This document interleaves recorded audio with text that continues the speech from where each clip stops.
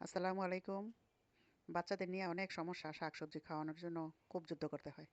তো যখন এই শাকসবজিগুলি রান্না করি বড় বড় চিংড়ি মাছ দিয়া, তখন এই চিংড়ি মাছের লোভে ওরা এই শাকসবজি খায়। তো চিংড়ি মাছগুলি কিন্তু আমি ভাজি করতেছি মিডিয়াম চুলার আঁচে দিয়া, কারণ চুলার আগুনটা যদি বাড়ানো থাকে তখন চিংড়ি মাছের এই মগজগুলি সব বের হয়ে পুড়া যাব। তো মিডিয়াম আঁচে আমি ভাজি করে নিতেছি, আর এদিকে পেঁয়াজটা বাদামি কালার হয়ে গেছে। এখন রসুন বাটা দিয়ে দিলাম। রসুন বাটাটা ভালোভাবে কষিয়ে নিতেছি যেন রসুনের কাঁচা গন্ধটা না থাকে। তো কষানো হয়ে গেছে, এখন আমি হলুদের গুঁড়া দিয়ে দিব। হলুদের গুঁড়াটাও 2-3 সেকেন্ডের মতন আমি একটু নাড়াচাড়া করে নিতেছি যেন হলুদের গন্ধটাও না থাকে। আর পাশের চুলার মধ্যে আবার আমি গরম পানি বসায় রাখছি, মশলাটা যেন পুড়ে না যায়, একটু পানি দিয়ে দিলাম। আর এখন দিয়ে দিতেছি জিরা বাটা। আর জিরার গুঁড়িটা আমি রান্নার 10 মিনিট আগেই পানি দিয়ে একটু ভিজায় রেখে দিই। এখন ভালোভাবে মশলাটা আমি কষিয়ে নেব যেন উপরে। এখন আমি লবণ দিয়ে দিলাম, লবণ দিতে কিন্তু আমি ভুলে গেছিলাম। তাই এখন একটু পানি দিয়ে ভালোভাবে মশলাটা কষাবো উপরে তেল বেশি ওঠা পর্যন্ত।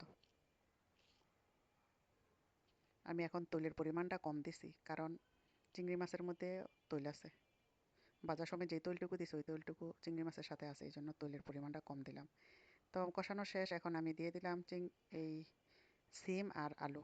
আমি মূলা দিতে চাইছি, আমার মেয়েটা কিচিরমিচির করে উঠছে, এই জন্য আর মূলাটা দিলাম না। তো এই যে যে তরকারিটা মানে সবজিগুলি কষানো হয়ে গেছে, এখন আমি ফ্রাই প্যানটা ধুয়ে পানি দিয়ে দিলাম, কারণ চিংড়ি মাছের সবগুলি মগজ ফ্রাই প্যানের মধ্যে লেগেছিল। এখন আমি ভালোভাবে নাড়াচাড়া কইরা কষাই নিতেছি। কষিয়ে নিয়ে যখন রান্নাটা পুরোপুরি হয়ে যাবে, ঠিক হওয়ার 10 মিনিট আগে দিয়ে আমি টমেটো কেটে দিব 2টা।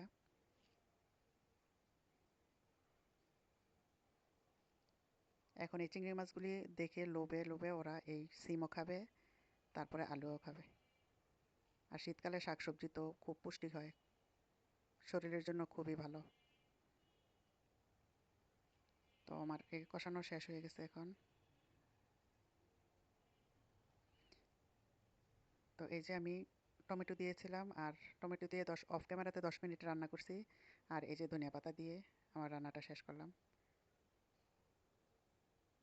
তো আমার রান্না যদি ভালো লাগে তাহলে সাবস্ক্রাইব করতে পারেন। সবাই ভালো থাকেন। আল্লাহ।